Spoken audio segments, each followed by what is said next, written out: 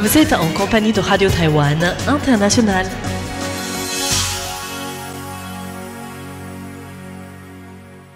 Bonjour à tous et bienvenue sur l'antenne française de Radio Taïwan International.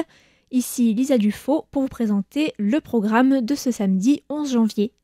Aujourd'hui, c'est Florian Dai qui vous présentera la revue de l'actualité de la semaine qui sera suivie du traditionnel courrier des auditeurs présenté cette semaine par Valentin Floquet et moi-même et dans lequel nous répondrons à vos questions.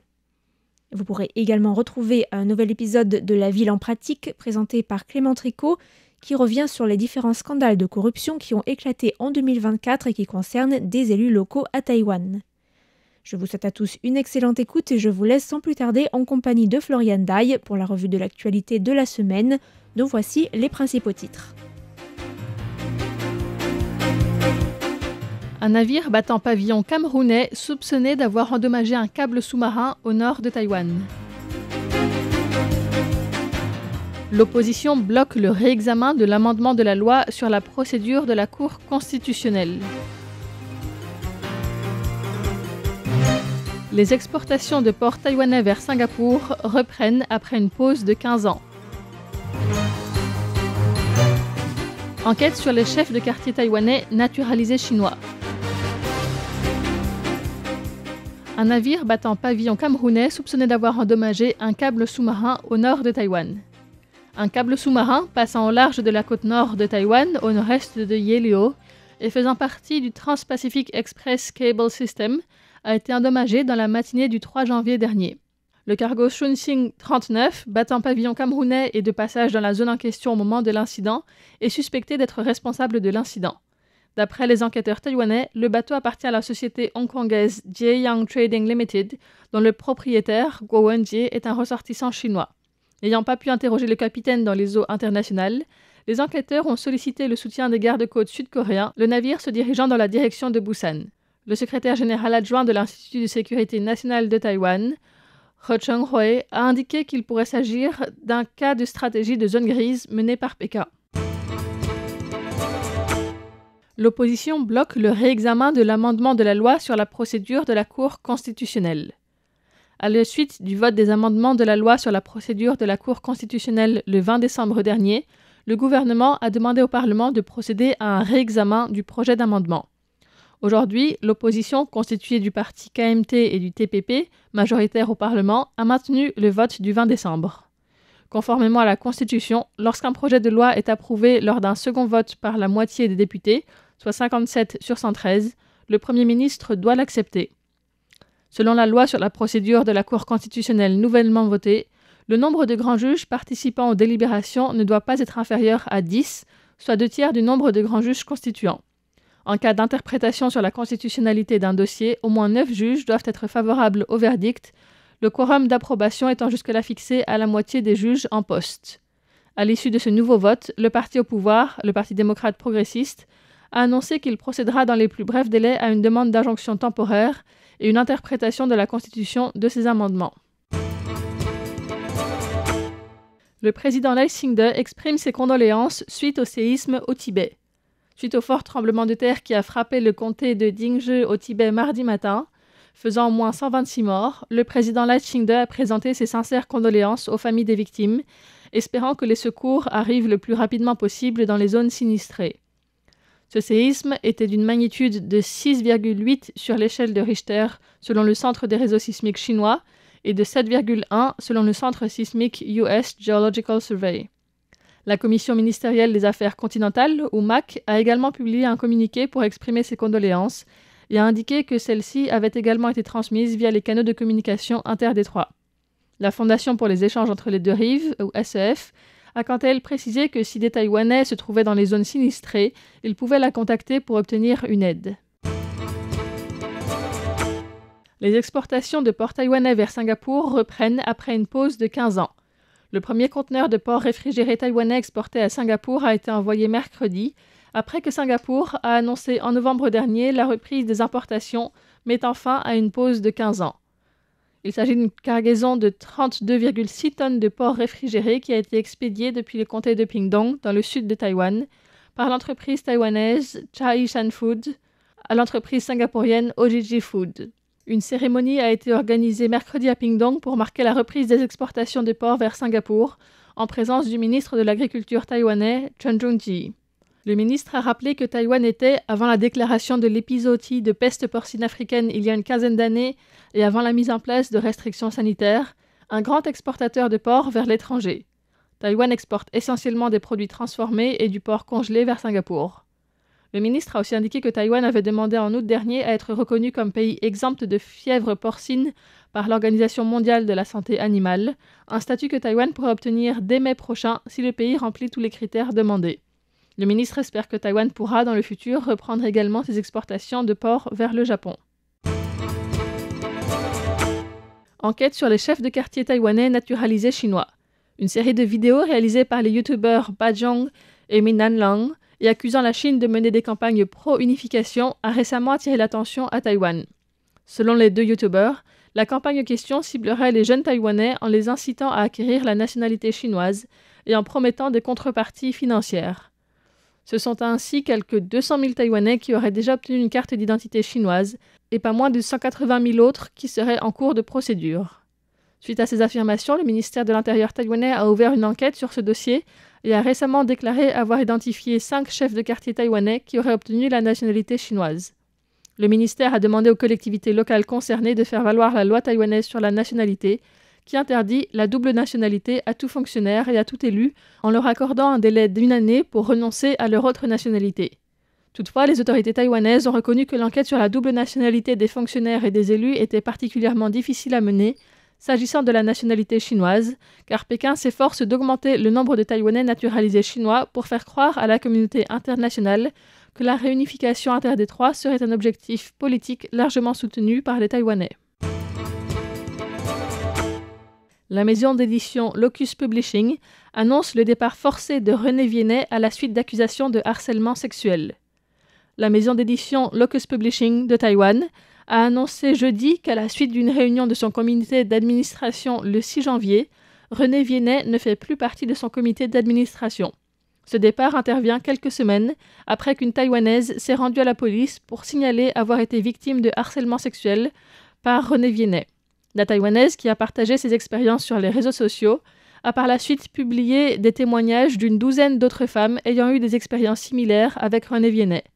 Elle a précisé que ces témoignages lui ont été adressés après qu'elle a parlé de son histoire sur les réseaux sociaux le 22 décembre dernier et que ces témoignages relatent des faits remontant pour certains à il y a une vingtaine d'années. René Viennet, né en 1944, est un sinologue, éditeur et écrivain qui fait partie des premiers Français installés à Taïwan à la fin des années 70. Il n'a pour l'instant fait aucune déclaration au sujet de ces accusations. La MAC évoque la nécessité d'établir un tribunal sur la sécurité nationale. Le parti pour l'Alliance Fukang est soupçonné d'avoir reçu des fonds de la Chine pour développer son organisation à Taïwan. Jeudi, le ministère de l'Intérieur a annoncé la nécessité de réclamer la dissolution du parti conformément à la Constitution. La Commission ministérielle des Affaires continentales, ou MAC, a indiqué jeudi que ce dossier démontre la nécessité d'un travail contre la guerre d'unification et contre l'infiltration chinoise. Le vice-président de la MAC, Liang Wenjie, a indiqué que le Fukang Alliance Party avait reçu des fonds de l'association de recherche de la nouvelle 4e armée de Shenzhen. En apparence, cette dernière s'affiche comme un groupe social prenant en charge des soldats retraités et étudiant l'histoire du Parti communiste chinois.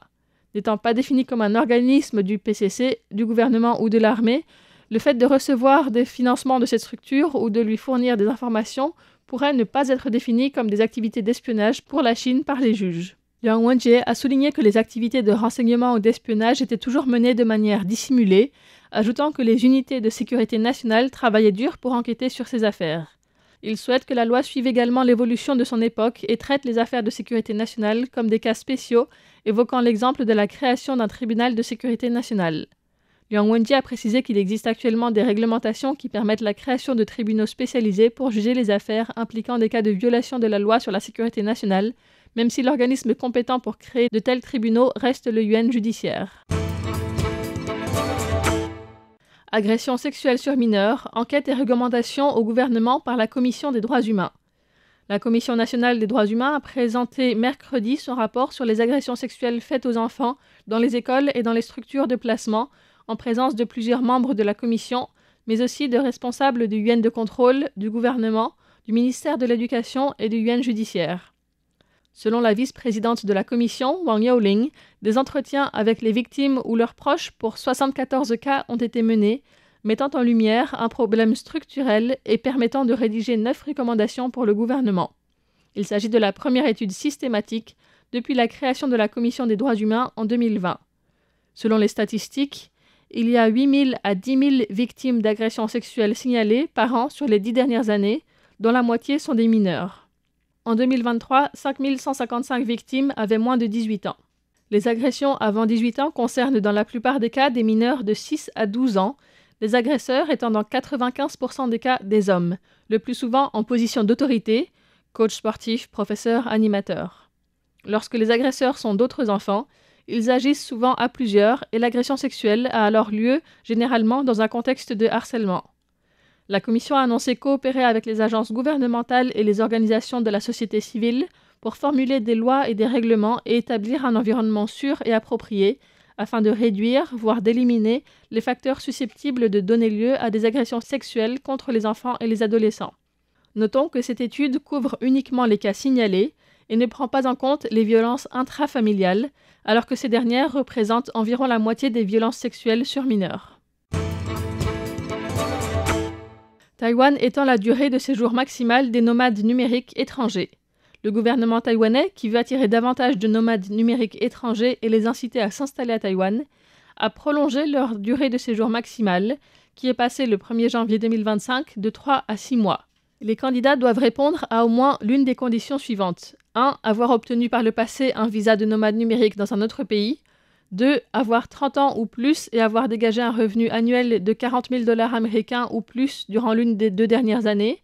Ou 3. Être âgé d'entre 20 et 30 ans et avoir perçu un revenu de 20 000 $ américains au cours de l'une des 2 dernières années. Le gouvernement souhaite ainsi attirer plus de 100 000 nomades étrangers à Taïwan et en garder de manière permanente au moins 10 000 dans le pays. Le ministère du Travail publie des recommandations sur les droits maternels des travailleuses migrantes. Être mère lorsqu'on est travailleuse migrante à Taïwan relève très souvent du parcours de la combattante.